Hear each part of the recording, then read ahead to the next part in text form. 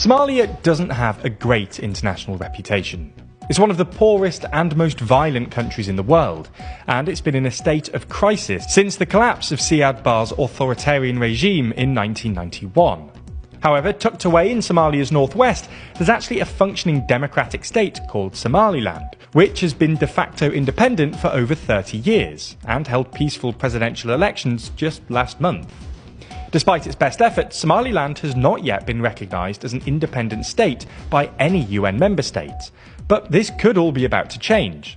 Earlier this week, it was reported that Trump was planning to make the US the first country to recognise Somaliland. So in this video, we're going to take an abridged look at the history of Somaliland, why Trump wants to recognise it, and whether it's actually a good idea. So to understand this story, you need a bit of context about Somaliland. We've actually done a couple of videos on Somaliland before, so go watch that if you want to know more. But the TLDR is that modern-day Somalia used to be split into two colonial territories, Italian Somaliland in the east and British Somaliland in the northwest. In 1960, British Somaliland became the independent country of Somaliland, to be recognised by 35 other UN members. 5 days later, though, Italy gave up Italian Somaliland, and the two immediately united to become the Somali Republic, which is what we now call Somalia. Somaliland got its chance for autonomy in 1991, when Somali dictator Siad Barre was overthrown by anti-government rebels, including the Somali National Movement. The Somali National Movement were a northern paramilitary group, and after ousting Barre, they decided to declare Somaliland's independence, with basically the same borders as the British Protectorate of Somaliland. In 2001, they held a referendum on independence, which was supported by 97% of Somaliland citizens. Since then, Somaliland has been essentially an autonomous state outside of Somalia, and a beacon of stability in a region otherwise beset by chaos.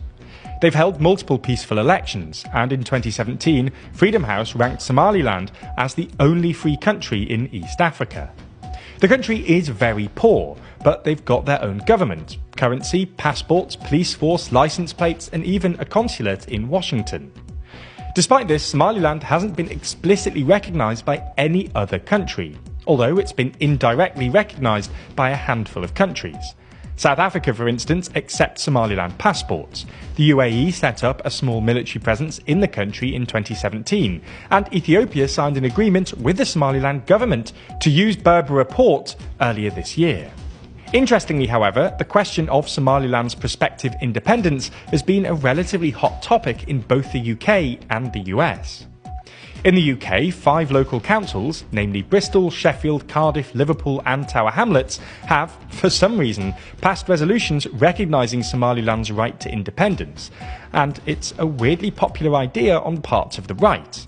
Recognising Somaliland was actually one of Nigel Farage's UKIP policies back in 2015, and it's long been a pet project of Gavin Williamson, who you might remember as Theresa May's Defence Secretary. Williamson, who's perhaps best known for suggesting Russia should, quote, go away and should shut up, and that the UK should fire paintballs at Spanish ships off the coast of Gibraltar, actually got the UK to set up an office in Somaliland's capital, Hargeisa, in 2015, and introduced a bill about recognising Somaliland as a country to the Commons last year, and has even been recognised as an honorary Somaliland citizen in recognition of his efforts. In the US, the issue popped up earlier this year when House Democrat Ilhan Omar, who's perhaps best known as one of the most progressive Democrats in the Senate and a member of the so-called Squad, gave a speech attacking the port deal between Ethiopia and Somalia.